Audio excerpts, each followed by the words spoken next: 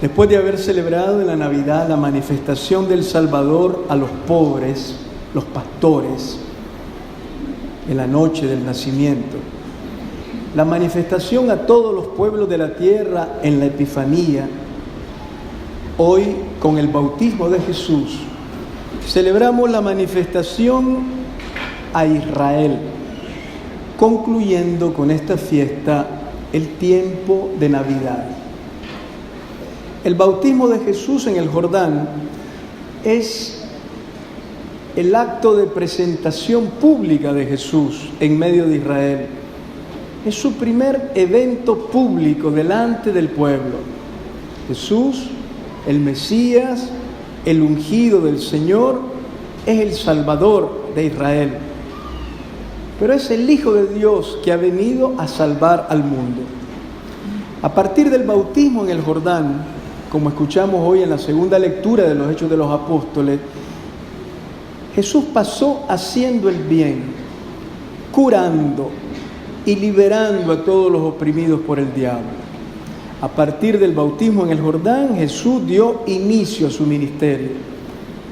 Comienza su misión. En la escena del bautismo que hemos escuchado hoy en el Evangelio de Lucas, hay dos aspectos que quisiera reflexionar con ustedes que me parecen sumamente importantes para entender la misión de Jesús. Jesús aparece en esta escena como el Mesías hermano de la humanidad y aparece como el Mesías hijo de Dios. Veamos la primera parte. Jesús, Mesías, hermano de la humanidad.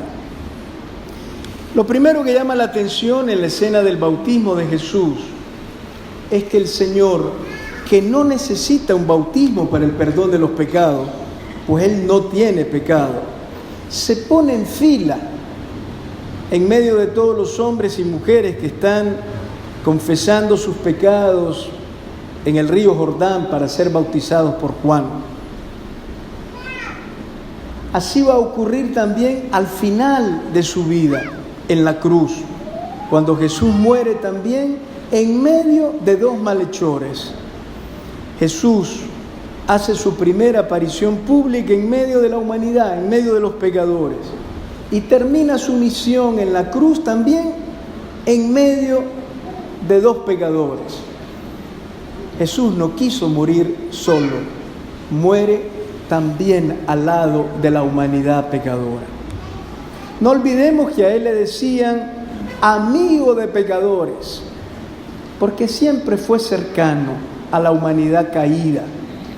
Nunca se escandalizó de los pecadores, ni los alejó de Él, ni los condenó.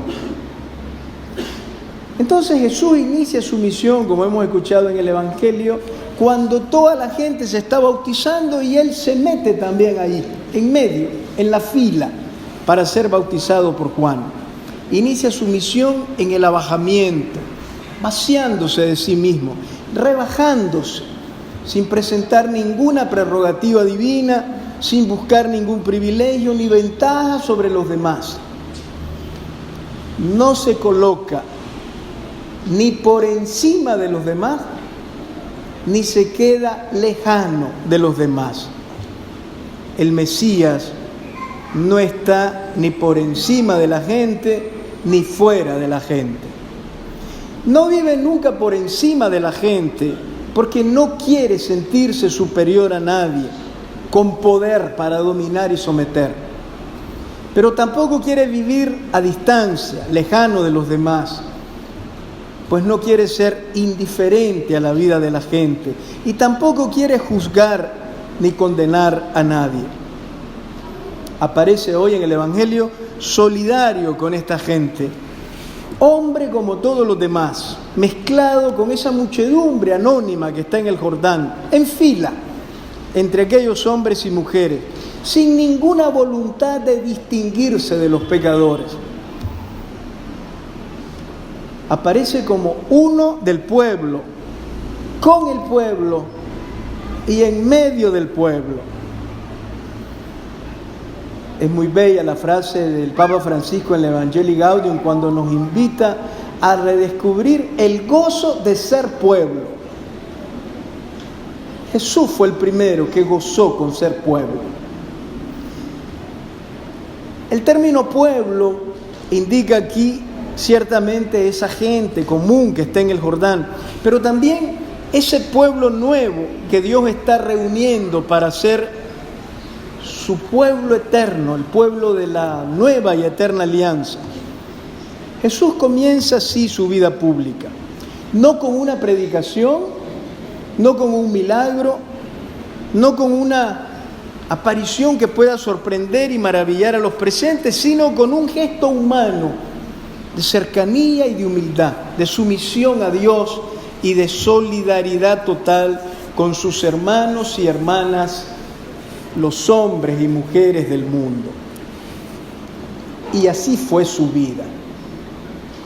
La vida del Mesías fue como empezó en el Jordán, en medio de la gente, hermano de los seres humanos. El Papa Francisco dice en el Evangelii Gaudium, hablando de la vida de Jesús en medio de la gente, qué bien nos hace mirarlo cercano a todos.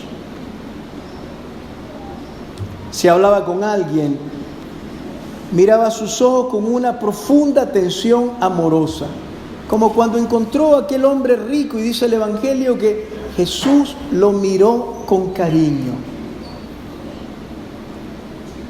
Lo vemos accesible cuando se le acerca el ciego que está a la salida de Jericó en el camino, o como cuando aquel leproso que no debía acercarse a nadie, no tiene miedo de Jesús y se le acerca, se postra ante él pidiendo que lo cure. Lo vemos cercano a la gente cuando come y bebe con los pecadores, sin importarle que lo traten de comilón y borracho. Lo vemos disponible cuando deja que una mujer prostituta unja sus pies con aceite, llore sobre él y le seque los pies con sus cabellos en aquel banquete en la casa del fariseo Simeón. Lo vemos cercano a la gente cuando no se escandaliza que Nicodemo, aquel maestro judío, llega a buscarlo de noche. Jesús le abre la puerta de noche y lo escucha largamente y habla con él. Nunca excluye a nadie. La vida de Jesús, hermano de la humanidad, empezó en el bautismo, siguió en su vida. Y la entrega de Jesús en la cruz, el último momento de su existencia, no es más que la culminación de este estilo que marcó toda su existencia. Por eso en la cruz también no lo vemos solo, sino que lo vemos con un pecador a la derecha y otro a la izquierda. Dos malhechores son sus compañeros de suplicio. Cautivados por este estilo de vida del Mesías, que vive, como decía hoy el Papa en el Ángelus en Roma, me encantó la expresión, vivió sumergido en la gente. No solo se sumergió en las aguas del Jordán, sino que se sumergió en la muchedumbre, en el pueblo. Este estilo de vida del Mesías nos debe cautivar y entonces nos debe impulsar a nosotros que lo seguimos a Él también a no querer estar nunca por encima de nadie. ¿Por qué estamos a veces tan mal? ¿Por qué la situación del país está como está? Por la tosudez, por la cerrazón de querer estar encima. Eso no ayuda a nadie. No querramos estar encima. Jesús nunca estuvo encima de nadie. Y no querer estar tampoco lejanos de la gente. Cuando nos alejamos de la gente nos empobrecemos. Y entonces cuando nos alejamos nos volvemos indiferentes. Ya no sentimos los dolores, las alegrías de los otros. Ya no participamos de eso. Quien se aísla muere un poco. Además, alejándonos de la gente nos volvemos espectadores, solo dispuestos a señalar con el dedo, a juzgar, a condenar. Entonces, ni por encima de la gente, ni lejos de la gente. Nosotros como Jesús Mesías, en medio de nuestros hermanos y hermanas. Oigan, qué bonita esta reflexión del Papa Francisco en el Evangelii Gaudium. Cautivados por este modelo, deseamos integrarnos a fondo en la sociedad. Compartimos la vida con todo, escuchamos sus inquietudes, colaboramos material y espiritualmente con ellos en sus necesidades. Nos alegramos con los que se alegran, lloramos con los que lloran y nos comprometemos en la construcción de un mundo nuevo, codo a codo con los demás, pero no por obligación, no como un peso que nos desgasta, sino como una opción personal que nos llena de alegría y nos otorga identidad. No podemos ser humanos plenamente encima o lejos de los demás, pero tampoco podemos ser evangelizadores y testigos en la iglesia encima o lejos de los demás. Para ser humanos, pero para también ser apóstoles, evangelizadores, testigos en la comunidad cristiana, hay que estar en medio, no por encima ni fuera. Por eso, como discípulos de Jesús, no usamos a los demás para nuestros intereses. No nos sentimos espectadores lejanos que ven el dolor con apatía. Tampoco nos colocamos fuera para señalar los errores de los otros con crueldad y con dureza. No queremos ser indiferentes, queremos sentirnos parte de la humanidad, del pueblo, en medio de los otros. Por eso, los cristianos tampoco podemos apoyar proyectos políticos que propicien el sometimiento, la mentira, la injusticia y la corrupción. Como Jesús, nosotros, metidos dentro de la gente, ni encima ni fuera, al lado, como hermanos, y entonces colaboramos en todo aquello que ayude a liberar y a hacer más humana y feliz la vida de los demás. Una última frase del Papa Francisco para concluir esta primera parte. El amor a la gente es una fuerza espiritual que facilita el encuentro con Dios, a tal punto que quien no ama al hermano camina en las tinieblas. Nunca pensemos que la gente nos aleja de Dios. Más entregados a la gente, más disponibles, más propicio el encuentro con Dios. La segunda parte que quería también reflexionar con ustedes a partir de la escena del bautismo. Jesús es el Mesías, Hijo del Padre. No solo se mezcla en medio de la gente, sino que dice el Evangelio de Lucas que recibe el bautismo mientras está en oración. Lucas quiere resaltar lo que vive Jesús, lo que fue una experiencia personalísima de él en el Jordán. Y a diferencia de otros evangelios, Lucas nos dice que Jesús recibe el bautismo en el Jordán mientras está orando, está rezando, está reconociendo la presencia y el señorío de Dios su Padre, está abierto al misterio infinito, eterno del amor que es Dios, está en oración. Atención, esta es la primera acción de Jesús en su vida pública, la oración. Antes de predicar, antes de hacer cualquier otra cosa, dice el Evangelio, estaba orando. La primera cosa que hace en el Evangelio, orar. Y en el Evangelio según San Lucas, la oración será también la última acción de Jesús en la cruz antes de morir. Jesús muere en la cruz diciendo, Padre, en tus manos encomiendo mi espíritu. Comienza su vida orando en el Jordán, termina su vida orando en la cruz. Toda la vida de Jesús fue una vida abierta a la voluntad del Padre. Nos podemos preguntar, ¿qué significa orar? Pocas cosas. Hacer un poquito de silencio, hacer espacio dentro de uno mismo, cerrar los ojos, mirar al Señor dentro de nosotros y ahí acoger el Espíritu de Dios. Hacer silencio, cerrar los ojos y escuchar dentro de nosotros esa palabra que Dios personalmente nos dirige desde el fondo del corazón. Esto es la oración cristiana. La oración no es simplemente decir palabras a Dios, no es repetir fórmulas hechas solamente, no es sentir necesariamente. La oración es disponernos a acoger la palabra y el Espíritu de Dios. Es abrirnos a Él, estar en su presencia. Y sobre todo, estar en su presencia para que Él sople sobre nosotros su Espíritu. El objetivo último de la oración es siempre acoger el Espíritu.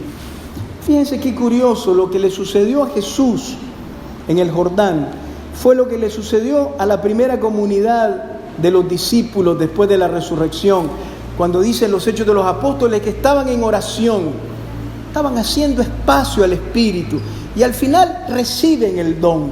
El Espíritu Santo vino sobre una comunidad que estaba orando. Igual que en Pentecostés, en el Jordán, la oración prepara la acogida del don del Espíritu.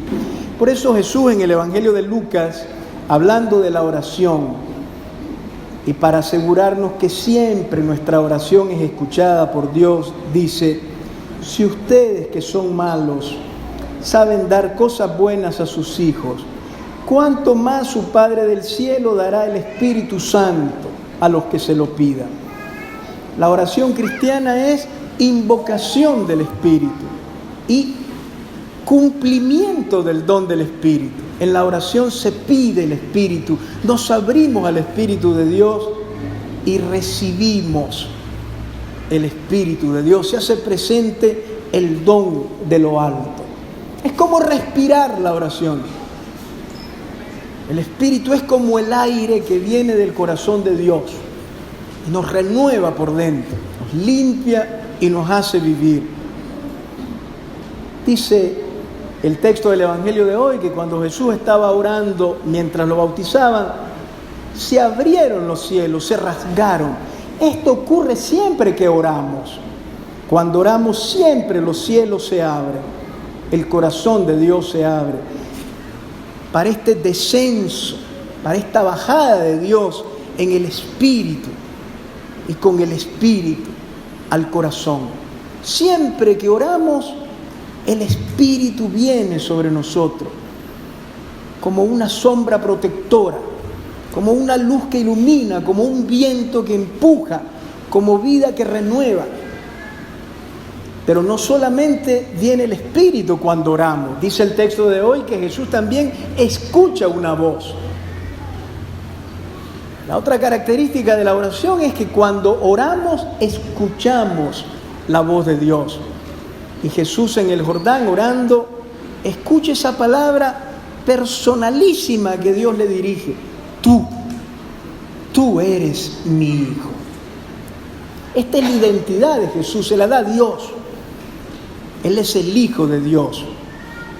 En el Jordán Jesús, por primera vez, experimenta fuerte, de modo íntimo, inescrutable, la experiencia de que Él es el Hijo, de que su vida es continuamente dada por el Padre.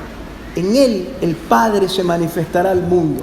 Y esto lo vive en oración. Pero esto que vivió Jesús en oración lo podemos vivir todos nosotros.